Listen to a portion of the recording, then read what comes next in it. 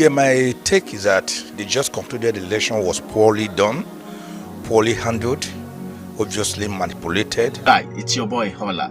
There was a lot of irregularities during the presidential elections, and Inec went out there to state this problem as his difficulties he has been facing during this election. He said, I can tell you two of these challenges quickly. The first one is availability of petroleum products. We had a meeting with the National Union of Road Transport Workers, and they raised that as an issue of concern. Immediately after that meeting, we interfaced with the leadership of the Nigerian National Petroleum Company Limited. So we raised those challenges, but we have found a solution to those challenges. So be rest assured that the election will hold as scheduled. Well, according to the Inec chairman there, said all problems have been solved. That is very good idea. But vividly, I hope you don't forget that during the presidential election, one of the strong modes of PDP, Ogadino Milaye, went ahead to criticize the elections, that the election is not being transmitted to the server from the polling unit, which the INEC make initial promise that they are going to do that, but fail to transmit the election into the server. Take a look at the video. INEC made a press statement when uploads were not done. You even said there was no hacking of your server and all that, and you know there was problem with uploading your results. Till this minute I'm speaking, many results have not been uploaded on your server. So you cannot be using justification that a vote took place at the polling unit when INEC failed in uploading results from polling units. If you had uploaded those results immediately after vote was casted in each polling unit, we will have access to them and I will not be asking questions here. But as I speak to you, those results were not uploaded for hours. If results were not uploaded, we as parties cannot be challenged that the process is over. The process is not over because it is faulty. Results were not uploaded, and if those results were not uploaded, we are definitely going to contest the authenticity of whatever presentation is being made here. So, after Ogadino Milaye video was trending on social media, this has really created a great shock on the social media platform because the video really trended well. INEC chairman came back to assure Nigerians that the governorship election and the state assembly election will duly be transmitted to the server from the polling unit, which a lot of Nigerians seek the court enjoyment to make sure that INEC have the power to follow their rules and guidelines to transmit the result to the server. But so fortunate for the Nigerian people, the judge who ruled on this issue said INEC must transmit the result from the polling unit to the server. Take a look at the judgment. Because the Federal High Court has ordered the Independent National Electoral Commission and its presiding officers at the Lagos State Governorship and House of Assembly polls to paste the result poster of EC60E at each polling unit conspicuously after completing the result sheet EC8A on election day. Justice Peter Lifu also directed the presiding officers in the state to electronically transmit the results of each polling unit directly to the collation system, as well as transfer a scanned copy of the result sheet to INEC's result viewing portal immediately after the completion of the voting and result procedures at the polling units. This is in line with clauses 37 and 38 of INEC's 2022 guidelines for the elections. The judge mandated INEC to also engage non-partisan and reliable logistic companies in the distribution of electoral materials and personnel in line with Section 27, subsection 1 of the 2022 Electoral Act. We are happy the court have showed that they are independent.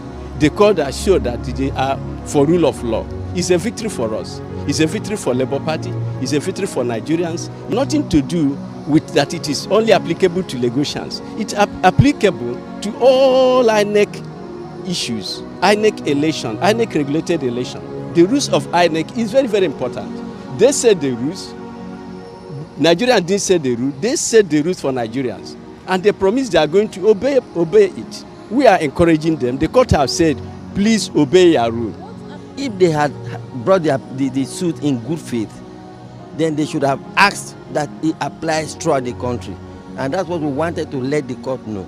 We wanted the court also to know, if we were joined, that involves political parties, that is one political party against another political party, or that involves the operation of Inec, should be filed at Abuja and not any of the other judicial divisions of the Federal High Court. We filed a preliminary objection. If Inec had raised those points, perhaps the decision would have been different, because it was like given.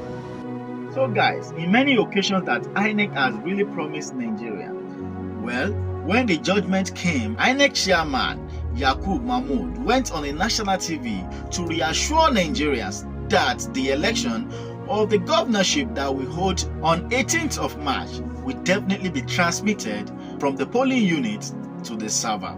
And Nigeria were very happy about this statement made by the Inec chairman. But so unfortunate that this, what they are saying, is totally different from what is on ground. Vividly, I have told Nigerians that when the leaders of that country said something is black, you're supposed to be expecting white. When they say something is white, you should be expecting black.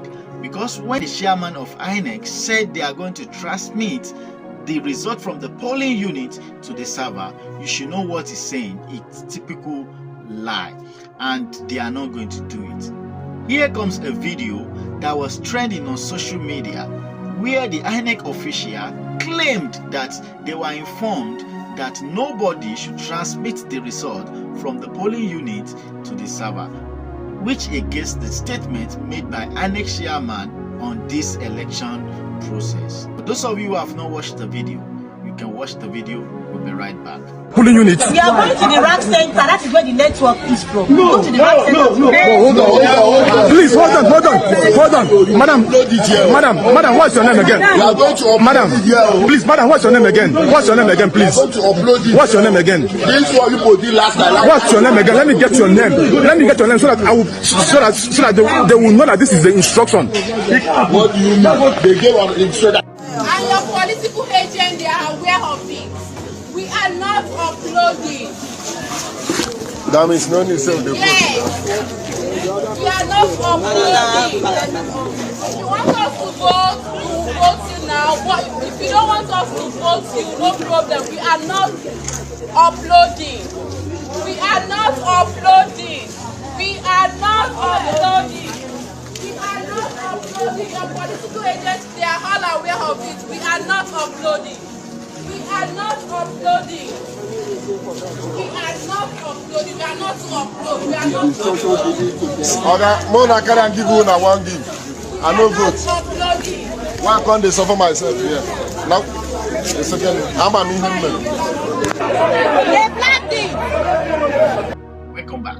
Many Nigerians are really worried about the outcome of this general election because it has to do with the destiny of that nation.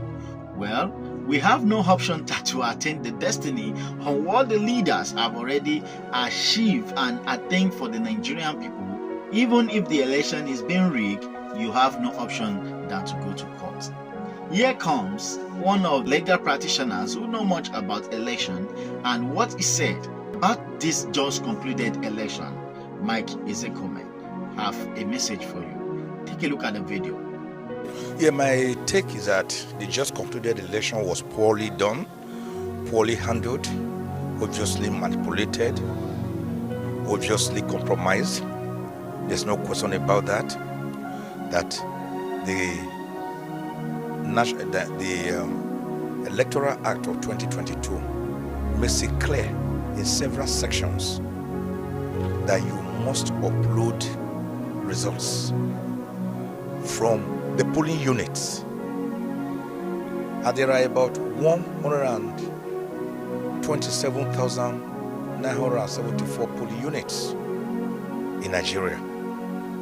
The constitutional requirement is that you must upload results from these polling units. But what we saw was Inec resorting to manual, mutilating results, shutting down their portal for over 24 hours, during which time all the doctoring and surgical operations had taken place. The election was therefore not fair, it was not transparent, it was not genuine, it was not credible. And so the emergent president-elect is going to carry a very strong, heavy burden of legitimacy and lack of it on his neck like an albatross. It doesn't require even demonstrations or protests on the streets to drive home this point. The issue is a moral burden on him. And not only that, it is clear from the provisions of the Constitution, if you check sections 132 to 134, that the winner of the presidential election must not only win plurality of the votes, that is the most number of votes, he must also win 25% in each of at least 2/3 of the Nigerian states and the Federal Capital Territory. What does that mean? You must get 25% in 24 states and the Federal Capital Territory. Asiwaju Bola Ahmed Tinubu did not score 25% in FCT. Well, I do not know, but even if he scored in 24 without scoring 25% in FCT, he could not and he should not have been declared president-elect, as Inec wrongly did. So all these are matters that must and will be challenged at the tribunals.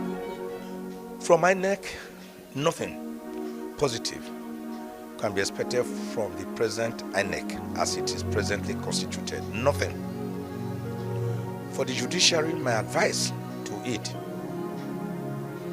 is that in deciding this case, it must look critically at the justice of the matter, not at technicalities.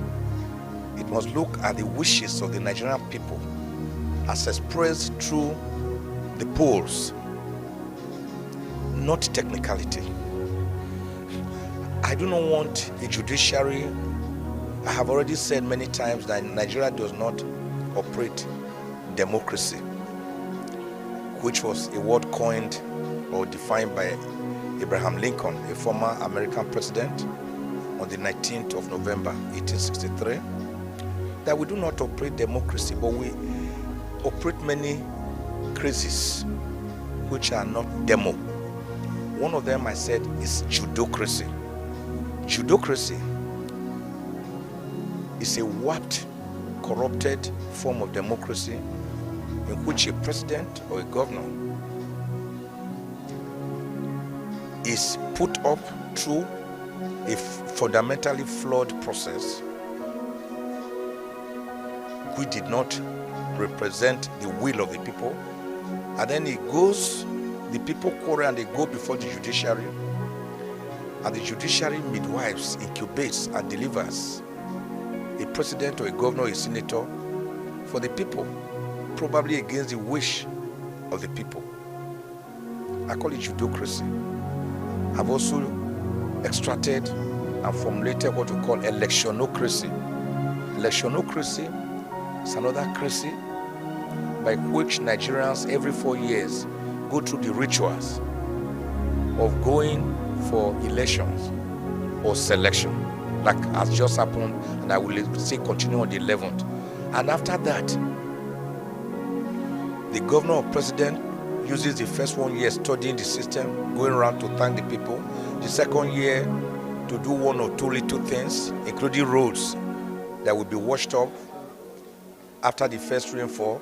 Then starts from the third year for campaigning secretly, and from the fourth year from openly campaigning.